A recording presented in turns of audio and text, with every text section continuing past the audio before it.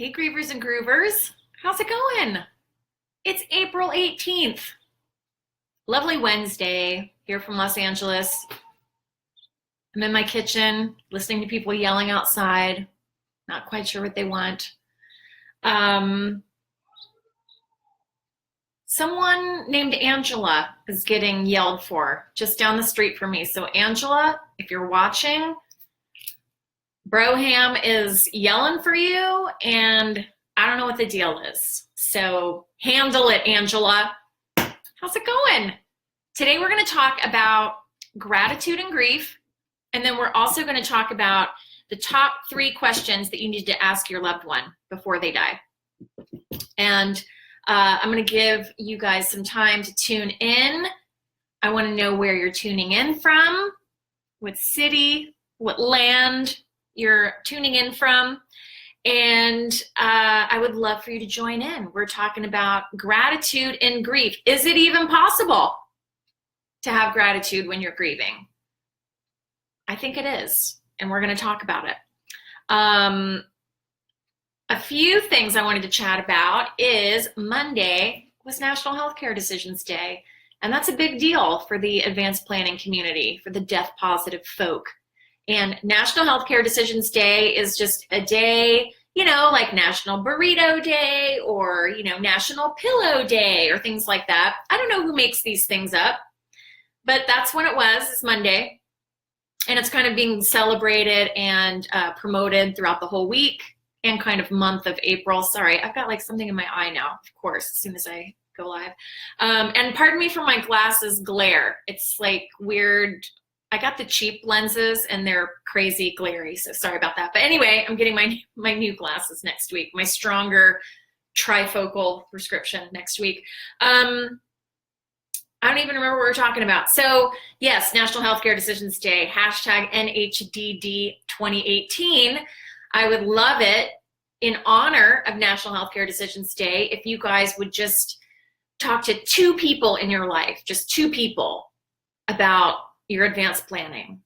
It could be a parent, it could be a grown kid, it could be your neighbor, a sibling, partner, grandparent, whatever it is. Just 2 people, that's all I ask. Just do me this solid. Just ask 2 people or tell 2 people about your advanced planning. And you can think of several ways to bring it up. You can talk about how you want to get your stuff in order, and so you want to make your wishes known. Or, you can say, hey, it's National Healthcare Decisions Day. I just realized I don't know if you want to be cremated or buried or what's going on. Those kind of things. And that's going to tie into the top 3 questions you need to ask someone before they die. But so we'll get to that. Where are you guys tuning in from? Hi, Danielle. On National Healthcare Decisions Day, I went live on my BFF's page, Christina Kuzmich. She very generously allowed me to go live and to promote National Healthcare Decisions Day because she believes in the cause. She believes in talking to your loved ones and writing your wishes down and getting your advanced planning sorted. So that was awesome. And we reached over 75,000 people. I mean, what? The internet is a beautiful thing. I'm so grateful that 75,000 people got to hear about advanced planning. That's awesome. There is sadly no parade. I posted on Instagram. Are you guys following me on Instagram? It's at Good to Go Peace on Instagram. I posted a video. I was coming down my driveway. I was actually driving over to Christina's. I said, hey, can't wait for the National Healthcare Decisions Parade. Like it's a big holiday. Sadly, there was no parade. If there were, I would be leading it. Hey, Danielle. She's like, awesome. 2 exclamation points. That is extra awesome. There is no parade, but there should be. There should be some sort of national holiday where everyone can just take the time off, sit down, sort out their advanced planning. That's my utopian dream for America and the world. Okay, so let's get to it. There's a couple people lurking. Come on, man, join in. We're going to talk about gratitude and grief while you're grieving. Is it even possible? And it's okay if you don't feel it is. I want to hear your own experience. For me, hi, Allie. She goes, hey girl, watch that, watching from Washington State. I have never been to Washington State. I know. I've been to like 40, I think it's 45 states. I've been to all 45 states, but there's 5 I haven't been to. And it's Alaska, Washington, Rhode Island, Connecticut, and South Dakota. Or is it North Dakota? I think it's South Dakota. Anyway, greetings. I'm so glad that you're here. So we're talking about gratitude and grief. Can you find gratitude when you're grieving? For me, to purposely try and remember gratitude really helped me through the grieving process. I had read something, this was after my mom died, after my granny died, and then my dad died. And then I had read something about some sort of study was done, and if people who were grieving wrote down 5 things every night before they went to bed that they were grateful for that day, that the majority of people that made gratitude lists before they went to bed basically kind of moved through grief in a more positive, healthy way. It didn't cure grief, of course, but it just allowed them to move through it. So I thought, okay, well, I didn't do this when my mom died or my granny died. Let me see if it's going to help me when my dad died. And it actually did. And even if it was just things I'm grateful for, like the basics, you know, breathing, a roof over my head, the fact that I have an appetite, you know, things like that. You know, it's just the simple things. But then I was looking back and I realized, okay, so maybe I didn't make lists after my mom died, but I was mentally kind of focusing on things that would make me feel better. And they might seem a little weird, but they actually did make me feel better. So I thought I would share them with you. And I would love to hear your ideas if you guys out there, I see people looming. Let me know where you're tuning in from. Hey, Laura. So we're talking about gratitude and grief. Is it possible? Can you find it? What kind of things were you grateful for while you were grieving that actually made a difference? And so after my mom died, I would start thinking, you know, obviously the shock of it. Laura says, what's up, Buttercup? Hey.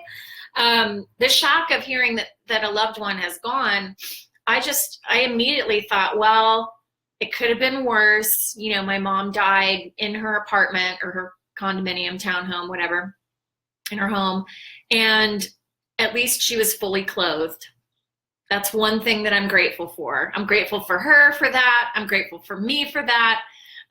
We used to joke all the time about how horrifying that would be if you just died like in the bathtub or just like naked on your bed or something, you know, it's just like, oh, what? I don't. Yeah. So it was really comforting to me that my mom just died in her comfy clothes, or as they call them, the soft clothes, in her comfy pants and her pajamas. So it made me happy. I was grateful for that. I was also grateful that, you know, I think basically what killed her, even though the official technical cause of death was pneumonia, I think she had organ failure or something and just dropped down and went. And I was grateful for that. I was grateful that she didn't suffer. I was grateful that, you know, she didn't die a violent death. You know, that I wasn't left with eternal burning questions of how can we get the suspect and, you know, and that kind of awful trauma. Hey, Allie, always wear comfy clothes. Got it. I know, right? Like if we just wear comfy clothes, that's what we can die in. I would die in my little flannel shirt top, I guess, if I went right now. I was joking with a friend. This is when Facebook first came out. And I said, you know, you always read about, you know, people who died and then they show their last Facebook post or their last post on social media. And I said, you know, yesterday I posted something goofy, like, pardon my French, but I was like, hey, just fucked up a cheeseburger and it was awesome. And I'm just like, what if that was my last post? And then my friend said, well, now you just have to write posts like, I just fucked up a cheeseburger and I love my life. And love to everyone. And I was just like, okay, I'll think of that next time. But yeah, it's just one of those things where at least my mom was clothed, at least, you know, and one of the big ones that I found gratitude in and was grateful for and comforted by is that I didn't find her and my mom, when she had died. She lived in Chicago, so I had to call one of her best friends who lived nearby, and I said, hey, I haven't heard from Mom in a couple days, and that's very unusual. I know she was sick, and so I was we both had the flu or some kind of bug at the same time, which is weird. And I said, I was trying to give her some space to recover, but then, when I checked in, she didn't respond, and that's very unlike her. So my mom's best friend, who lived in Chicago, went over to check on her and found her. And how horrible, how traumatizing. She said she knew that Mom had passed away as soon as she saw her laying on the ground, on the floor, in her apartment. And then, of course, she called the police, and the police came in. It was just crazy. And, they had to make sure that my mom's friend didn't murder my mom, things like that. And they prevented her from calling me to tell me what was going on. So I was at home, and I'm just like, I haven't heard from Joanna. This is like an hour goes by, 2 hours go by, 3 hours go by, that kind of thing. So yeah, I'm really grateful that I didn't see that. So it's just the little things, my mom died when she was 67 and I was 43. And one thing that really gave me a lot of gratitude that I remembered to think about was, at least I had my mom for that long. And then just a super basic, at least I had a great relationship with my mom. I know so many people who have contentious relationships with their moms, or they're estranged from their moms. And gosh, I'm just sending out such a big hug for you guys, because that's a whole nother thing that I was grateful for. I was grateful that I wasn't estranged from my mom when she passed away, and that nothing was unsaid or undone. And neither of us knew, obviously, that my mom was going to die. So, this is a good life lesson to know that, you've got to express how you feel, tell your peeps how you feel about them, because you never know when your number's up. But yeah, and at least, so those are little things that I was grateful for. I'm still grateful for them. Hi, Kat. It's good to see you. Hey, Dana. Dana says her bosoms don't point up to heaven anymore.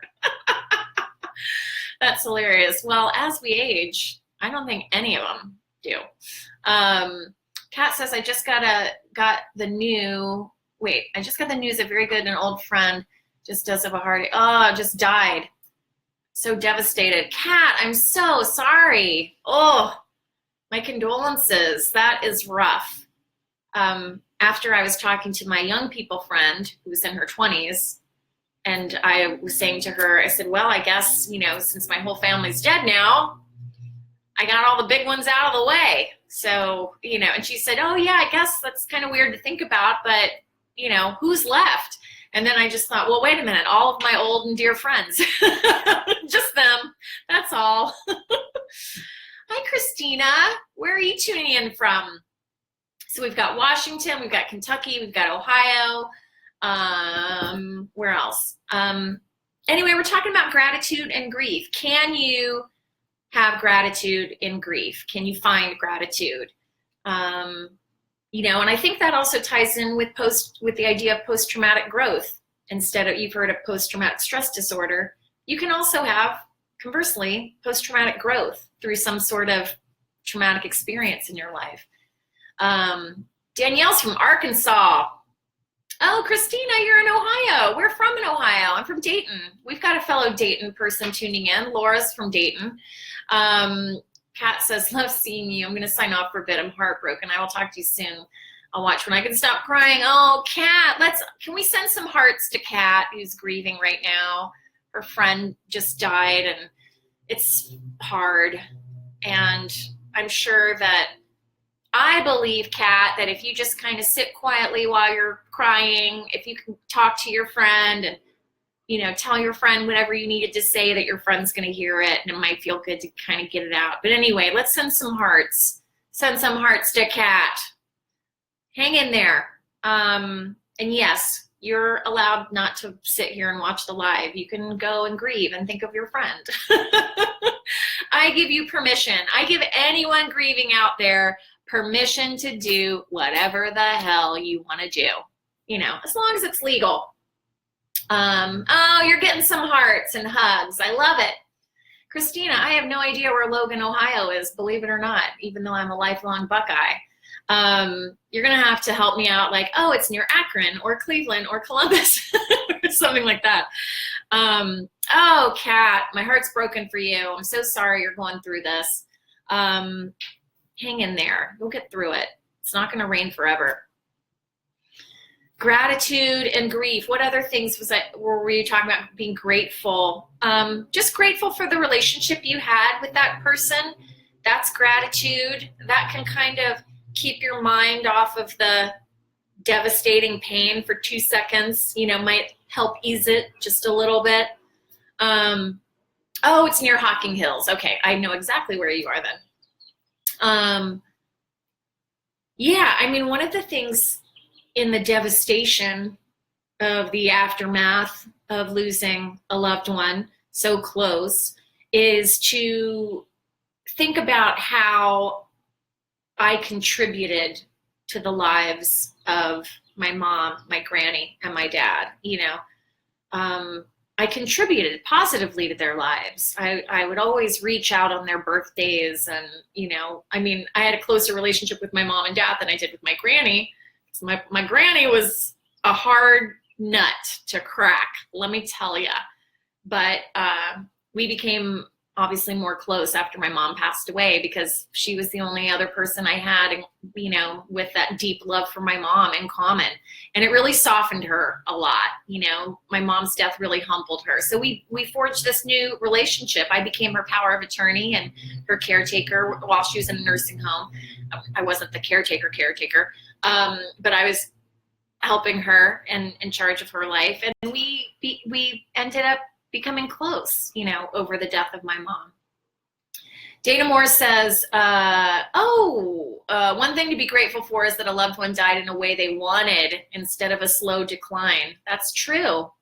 That is true. That is another way to think of it. I mean, these are the little things. It's just like, give me something, anything to be grateful for.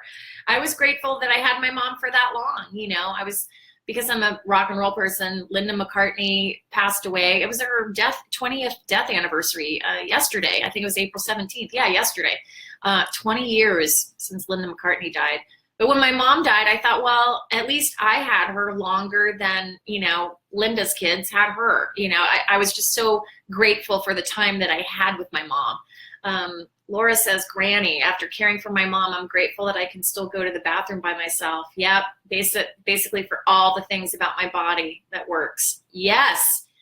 I mean, Laura knows when I was deep into, visiting the nursing home every day and, talking with my granny and seeing, people in various stages of dying and living.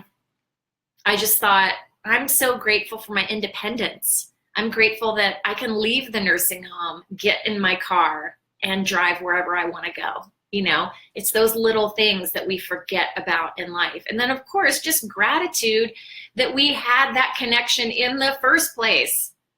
I mean, we're all put on the planet to share our light, and to know that we shared our light with a loved one and that they shared their light with us, that means you're cosmically bonded forever. Does that sound too hippy dippy? Anyway, I am a hippy dippy whippy. I don't care, but that's what I believe. So it's good to remember those things with gratitude.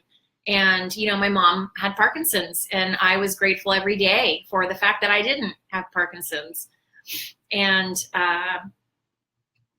it's just one of those things where to this day, I mean, even just running errands, I'm really grateful, because once my granny went into the nursing home, she couldn't go out as she pleased and run errands. I mean, maybe with Uber these days you could, but there was no Uber in Dayton at the time.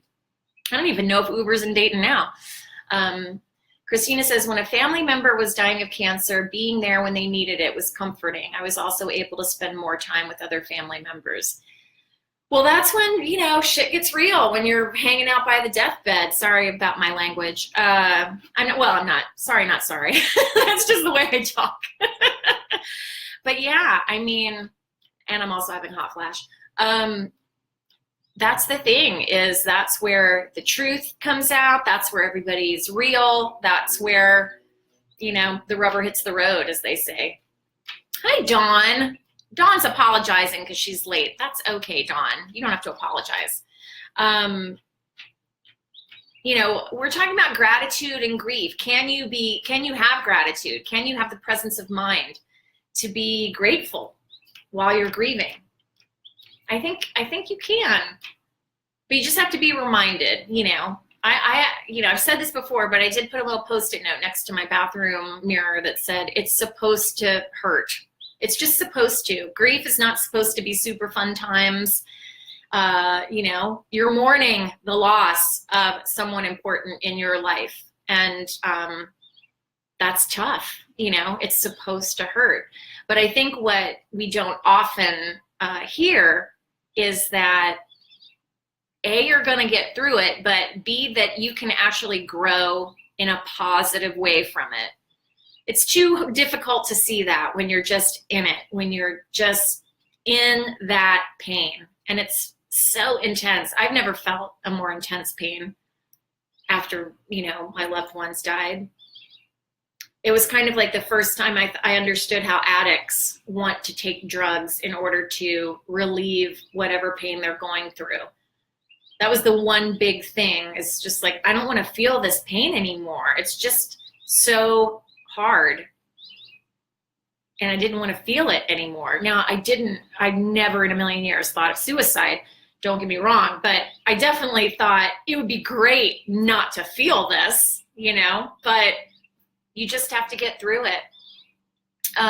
Dana says, grateful that the good and funny times outweigh the sad ones at this point.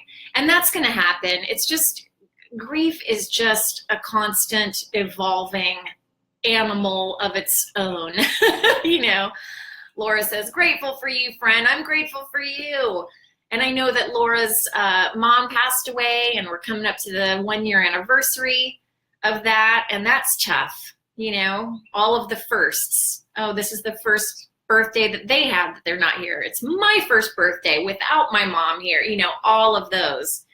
But, gratitude kind of helps you pick away at the pain a little bit, Dana says, I know you'll relate to this. Grateful that sweet songs leave a lasting memory of your loved ones and a specific event. Yes, At first it feels like memories are painful. I mean, grief is like being hugged and slapped at the same time. On one hand, you feel so alone, but then on the other hand, you feel so loved because your friends and strangers understand and reach out to you. You can, want to go through the memories, and especially when you're in the death duties and you're going through paperwork and cards and letters and things that remind you of your loved one, you're cleaning out their home and their space and things like that. But, it's so hard because all you can think of as soon as you remember that memory is, but they're not here anymore, but we're not going to have any more memories or, whatever. But if you can just kind of, like you were saying, know that, okay, well, this is a lasting memory now, and it's not going to be forgotten. This was let me know, this is off on a tangent, which of course I'm the queen of tangents, but let me know if you guys have ever thought this. I know it feels like an irrational thought in a way, but it was a real concern of mine. Oh, it's going to make me cry. I am not going to cry. Damn it. I'm going to fan myself and not cry. Okay, I'm going to get it together. I was afraid that I was going to forget the sound of my mom's voice. Let's not cry about that. Or her laugh, or, same thing with my dad. It's like, am I going to remember them? And then, of course, my mom's friends are like, of course you're going to remember them. And then, of course, I look back on it, and it's like, yes, you're never going to forget that kind of stuff. You're never going to do it. It's always going to be in your heart. Let's just take a moment. Okay, I'm better now. Dawn says, we were never closer. I took care of him 24/7. Yeah, I mean, that's the thing. Once your souls are connected with your loved ones, that is eternal, and it's a close bond. And if you think about it, that person who's dying is at their most vulnerable, I mean, there is just no pretense, no nothing. There's no kind of, am I going to get that project done at work? Or, sadly, Barbara Bush passed away. And I love the quote that I posted on the Good to Go page. She's like, basically, I'm paraphrasing, but she's saying when you're on your deathbed, you're not going to think about that deal or, how much money you have in the bank or, any of that. You're just going to think about love and the relationships that you have to people, because that's all that matters at the end of the day is love. Have you shared your love? Were you able to receive love? It's all that matters in the end. Dawn says, I still hear Charles talking to me. I bet you do. I know. It's just one of those things where, I don't know, because death was so big and scary. I mean, my mom's death was the first big death that I had to deal with. I was just so afraid that connection would be lost forever due to death. But then what I realized is that you still have that connection with your loved one that's gone. It just evolves and it just is in a different form or different, I don't know. It's continuing, and you can cultivate that without being crazy or without seeming crazy. It's people think it's a little crazy. But I talk to my dead loved ones all the time, and so do my friends. Yeah, Dawn says they're still around us. They are. Hi, Andrea, or is it Andrea? Do you like to be fancy? Andrea, or is it just Andrea? Thank goodness for technology. I have a few videos of my loved ones telling funny stories and such. I know, isn't that great? Oh my goodness, that is the best. And one of the things that I love about the Good to Go paperwork is that I ask these kind of soul questions, like, what do you believe happens when we die? And what words of comfort would you give me, when I'm grieving your loss, things like that. And so I've actually had clients tell me that they took their phone, and when they went to visit their aging dad in the nursing home, or when they knew that their partner was, going, they would talk to them and ask them these questions and get it on tape, and that's the thing too. It's so important to be able to, and comforting to have that. But again, it's like being hugged and slapped at the same time. It's just like, it's lovely, but then you're just like, oh, it makes you want them, in the physical realm so much. And you can't have that. It's a pisser. Yeah, so anyway, I made a list so I don't forget, because I am so forgetful I could hide my own Easter eggs. Nothing unsaid or undone. How the dead see us. Oh, I remember. So I told Laura this actually after her mom passed away, and I really do believe this. So, and this goes with the gratitude and the grief thing. So here we are, we're suffering, we're grieving. We might be a little bit mad at the people who've died. They've got it easy. I had a dream that my mom visited me. It was a visitation dream, or visitation, and she said, I'm fine. And I was just like, well, good for you. Meanwhile, I am immersed in the death duties all by myself, and you're just like, but here's the way I look at it. So, let's just say that you're a mom and you've got a teenage daughter who's in, middle school, and she has her first crush, her first love, and that, say it's the quarterback of the football team, and he breaks up with her, and she's devastated. It's her first teen romance. It's the first time she's been in love. She's so devastated. She believes that she'll never love again, that no one will ever love her.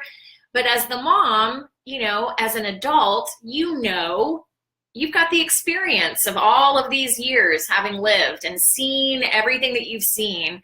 That she's going to meet somebody else, and that person wasn't necessarily right for her, and that she'll find happiness again, because that's just what you do in life.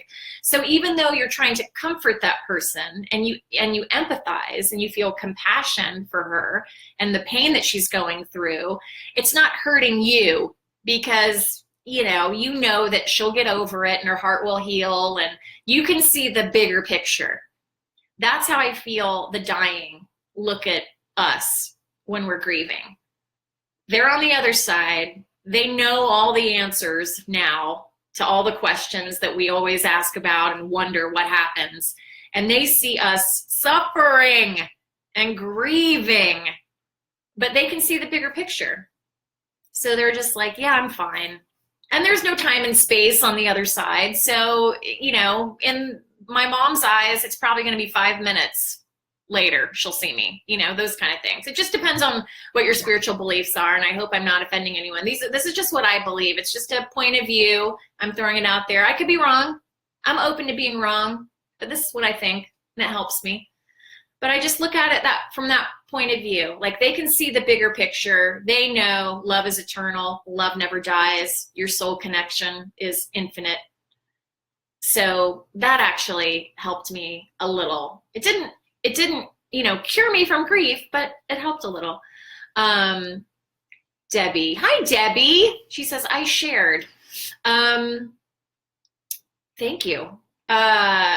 Yeah, so we were talking about gratitude and grief. So if you're grieving right now, if you can think of just 2-3 things to write down before you go to bed about what you're grateful for, you know, your breath, breathing, your body working. I mean, the body is a miracle.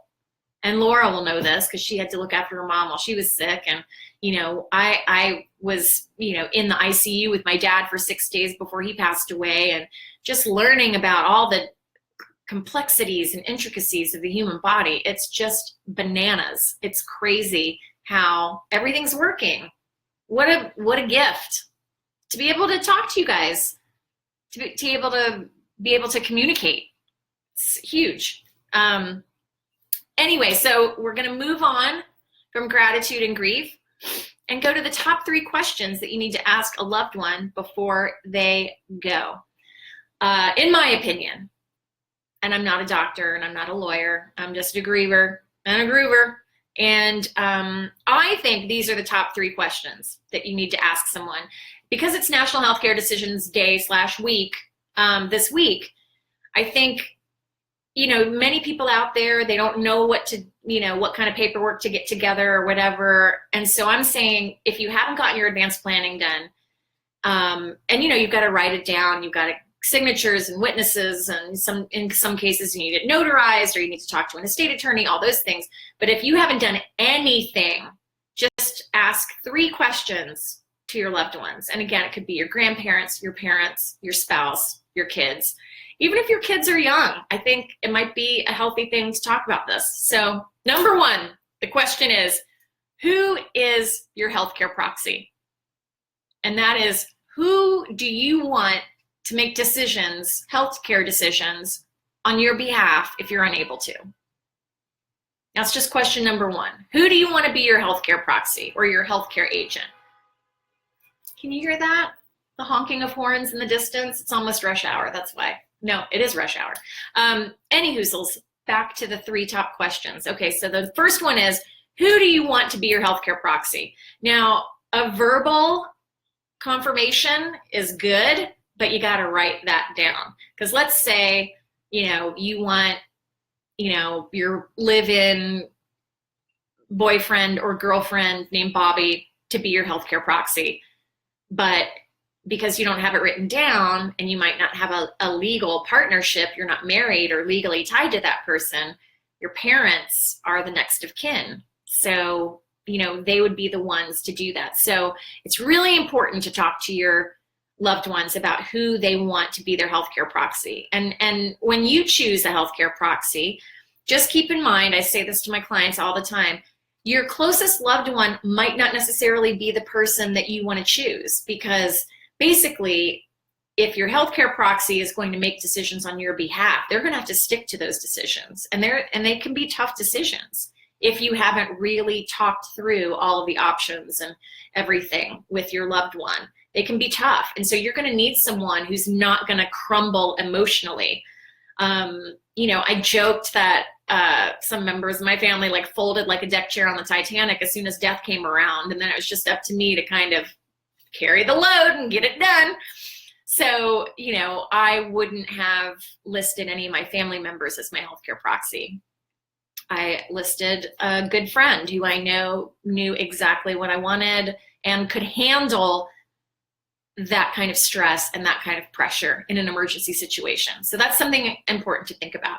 Number 2 of the top 3 questions you need to ask people is, and this kind of ties in with the living will or the advanced healthcare directive where you choose a healthcare proxy, is do they want extraordinary measures taken to save their life if there is no quality of life on the other side of it?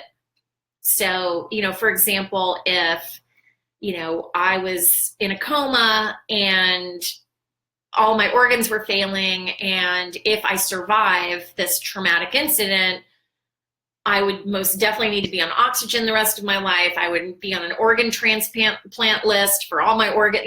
That's not worth it to me. I say no extraordinary measures should be taken if there's no quality of life on the other side.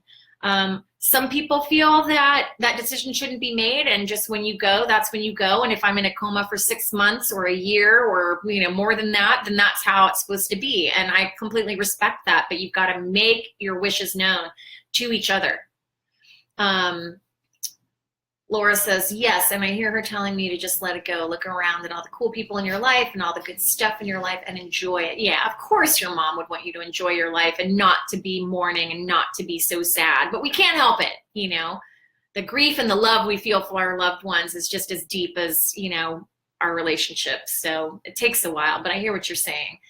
Glenda, hi Glenda. Glenda says she lost her 23-year-old nephew 2 years ago. That is tough. And 2 years when you're grieving, it goes by so fast. I mean, it's been, it's 2018. Yeah. So coming up at the end of May is the 2-year anniversary of when my dad passed away. And it still feels really fresh and really recent. And even with my mom 6 years ago, it just doesn't even seem possible. The time, it's crazy. So I'm so sorry for your loss, Glenda, of your nephew. And I hope that your heart is on the mend. That's tough, especially when they're young. The third thing that I think is important to ask your loved ones before they die, preferably while they're young and healthy. The third question is regarding body disposition. Just, do they want to be cremated? Do they want to be buried? Do they want aquamation? Do they want, to be embalmed? All these questions, there's so many questions when it comes to body disposition. So, hi, Greg. It's good to see you. We're talking about the top 3 questions that you need to ask your loved one before they die. So the first one was, who's your healthcare proxy? Who do you want to make decisions on your behalf if you're unable to? Number 2, do you want extraordinary measures taken to save your life if there's no quality of life on the other side? And then the third one is body disposition. Those are 3 questions, and they're very easy, and you can get the conversation over with in 15 minutes if you want. So it's just those 3 things will give you an idea. Now, of course, that's the first step, is just talking about it. Then you got to write all of it down. Dawn says, my 18-year-old daughter is my proxy, knows I want no measures taken, just to be pain-free. Yes, and I want to be cremated. I'm good to go. I'm so glad Dawn is good to go. And I love that your 18-year-old daughter knows, and that's so important to talk about and keep the conversation going. I mean, literally, my dad and I talked about death almost every time we talked after I created Good to Go. And so when he was in the ICU, it was just like rote memory, it just kicked in, instinct. Nope, don't do that. Nope, he doesn't want that. Yes, he would want that. Yes, he wants anxiety medication. Because even though he's intubated and can't talk, he might be freaking out right now, and he's unable to communicate that. So he definitely wants the Ativan. Extra Xanax, please, doctor. Thank you. But yeah. And Dawn says, Charles's death really opened our eyes. Yeah. I would love to hear, in what ways do you think? What was like the biggest thing that kind of opened your eyes, Dawn, after Charles died? I would love to know. Maybe that's what we should do next week, is talk about lessons we learned about death and grief going through it. That might be a good one. We've talked a lot about, what are some of the things you can do when you're really in grief, some helpful, positive things. We've talked a lot about that. But I don't know if we've talked about lessons that we've learned. That's a good one. So yeah, back to the advanced planning. If you can have these conversations with your loved ones, it's so important, because all of those conversations that I had with my loved ones, with my granny, with my mom, and then I created Good to Go and then had them with my dad, and anybody who has me over and I meet their parents, trust me, it's coming up in convo. Because I just want to save every person from going through what I went through. And if you think about it, a lot of people, obviously they don't want to talk about, oh, hey mom, so if you were in a coma, who would you want to make a decision? It's awkward, but it's less awkward than when your mom is in the hospital and can't speak for herself and you didn't have that conversation and you're not sure what she wanted, or you feel you know her well enough. And, I'm just using a mom. It could be a dad, a loved one, whatever. But, and you can get a rough idea of what they wanted. But if you literally talk about the specifics, and those are the conversations that I had that will bring you so much comfort when you eventually do have them. You got to bring it up now, when you're just going over for Sunday dinner, or you're coming out of church, or, just call a loved one up today and be like, hey, who's your healthcare proxy? Do you even know what that is? I just learned what it is today, and we need to designate one. Use me. You can say, there's crazy hippie lady with some blue stuff in her hair. You like my blue streaks? Anyway, you can just say, I saw her online and she was bugging me about doing this and I wanted to ask you. Or body disposition, you can bring it up in a funny way. You can be like, hey, I just read somewhere you can shoot your ashes in a firework. How'd you like that? You think grandpa would want that, or would he want something else? That kind of thing. Those are the conversations that are going to inform, your decisions later on. And it's going to be so much easier to bring up the subject of advanced planning and to bring up the healthcare proxy, the body disposition questions, and do you want extraordinary measures taken to save your life if there's no quality of life on the other side of that? These are just the big ones, and then there's like a billion more sub questions, but those are kind of the main three that I was trying to think of. Like, what are the top three things that I would want to know and that would help me if I was called into an emergency situation? And that's the thing. Everyone's like, no, don't talk about it at Easter. Just have fun. Or, you know what? My family's together for my bachelor, party. I don't want to bring this up. That's the time to bring it up, when everybody's there. And it's still an abstraction. It's still an abstract thing. And the thing with the Good to Go paperwork, we do have a living will, and it's considered a legal document in 42 states. It's called the 5 Wishes. You guys can Google that.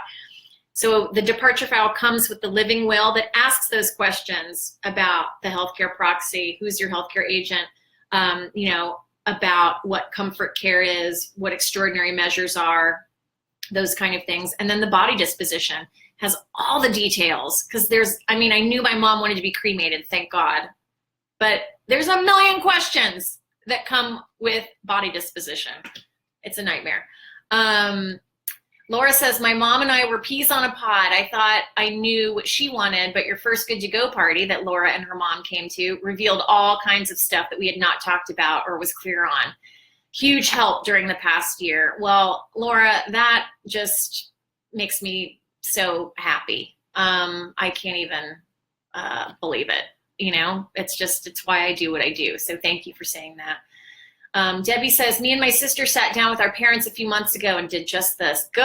I was surprised how relieved I was when everything was decided, right? You're just like, okay, I'm rock solid. This is what they want. And it's going to be horrible when the time comes, but at least I know what they wanted. And then in that kind of traumatic situation, you're going to handle it, because your parents' voice is going to be in your mind and they're instructing you. And isn't that what we need in those crazy, stressful times, is instruction? That's why some of my clients call the Good to Go stuff, the departure file, the cosmic instruction manual. Oh, I'm so proud of you, Debbie, that you and your sister talked to your parents about it. Don says that we were unmarried. I knew all his wishes, but his poor uncle went through hell taking care of his wishes. And you weren't legally allowed. Don, yes, that's exactly what I'm talking about. That's why, yes, it is important to talk about it. Hey, honey, I want you to be my healthcare proxy, but you've got to put it down in writing, because at the end of the day, it comes down to what is legal. It's tough.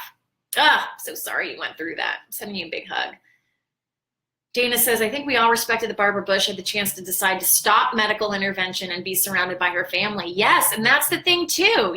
It's like we want our parents to live so badly, but it's kind of a selfish thing. Maybe our parents are ready to go. Again, with the gratitude, I'm grateful because I did talk with my dad. I did talk with my mom. I knew that they were kind of like, you know what? I'm okay if I go right now. I'm okay if I go right now. I don't have any kids. I don't have a husband. I don't have pets. So if I get hit by lightning tomorrow, I'm good. I've lived a good life. And, I often tell all my friends, don't be sad. Don't think, oh, if Amy only could have written that book or sold that screenplay or won that Olympics or whatever. But I am 100% satisfied with all of the decisions I've made in my past, and I have zero regrets. And oh my gosh, you can't beat that. Let's see. Laura says, my mom and I already read that one. Thank you. Amanda. Hi, Amanda. She says, do you have a way for me to email some info to my single father? He is 63 and no Facebook.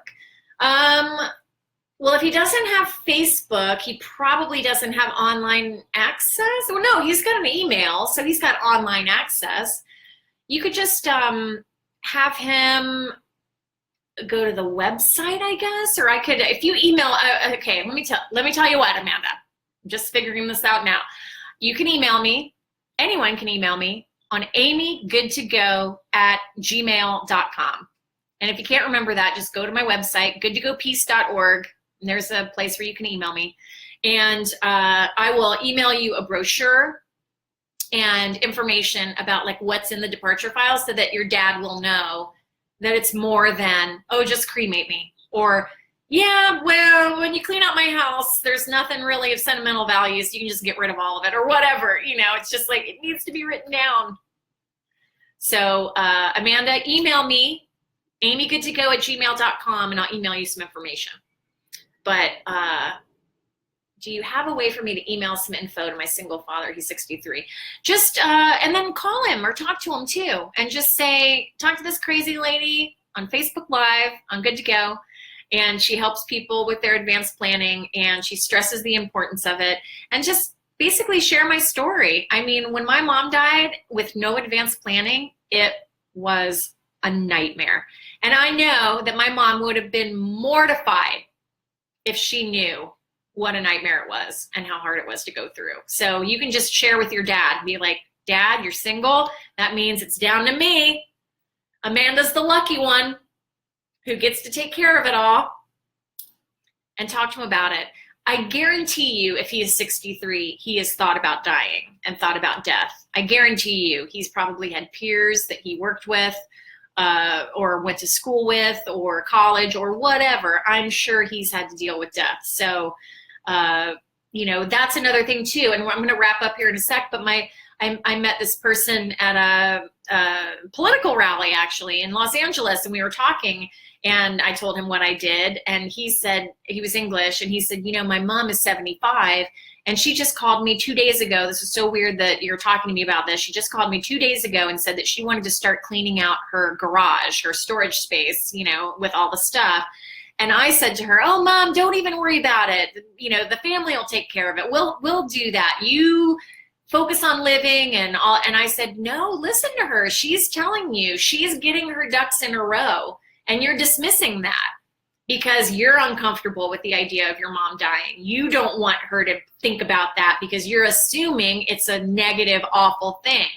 But as we age, dying isn't the worst thing that can happen to you in some cases. So Dana says, okay, gotta ask, what's aquamation? It's like sleeping with the fishes. Okay, so I'm no expert, but basically aquamation is the opposite of cremation. It's just you die through this water power thing. Just Google it. I'm no expert. I just know that it's an option in some cities. But sleeping with the fishes, I mean, that's an option to go too, I guess. But anyway, well, look, I've gone over the time that I'm supposed to go. You know that I always intend to go for 20 minutes, and that's it every single time. We almost go for an hour every single time. It's been good to talk to you guys. Sorry, I got a little weepy there. But you know what? If you can't get weepy about your dead mom, then what can you get weepy over? Please come over to Instagram and follow me on @GoodToGoPeace. I'm also on Twitter @GoodToGoPeace. And this week I'm going to be, sharing more so than often, more stuff about advanced planning, more important stuff. So if you guys could share it, that gets the conversation going on your own personal Facebook pages. What about that? And then let me know how it goes. I'm used to the feedback, but you might not be used to the feedback. But yeah, I would love to know how it goes. But anyway, thank you so much. If you're grieving, I'm sending a big hug out there. We go live every Wednesday at 5 p.m. Pacific time, 8 p.m. Eastern, 12 a.m. GMT time. If you're around your computer, you don't necessarily have to hop in and join in if you don't feel like it. But that's the thing. It's like when you're grieving, I didn't want to leave the house and go to a support group. I would have loved if there was some kind of live thing I could watch, every week. But anyway, tune in. And I'm so grateful that you guys have contributed your stories. So honored that you feel comfortable enough to share. And it helps other people. So thank you so much. National Healthcare Decisions Week. It's this week. Now's the time to talk to your loved ones about it. All right. So take care. And I'll see you guys next week. All right, bye Dana, Amanda, and Laura, and Debbie, and Dawn, and Greg, and Glenda, all you guys. Thank you so much. I'm sorry if I missed out anybody, but thank you so much. All right, love you guys. Talk to you later. Bye.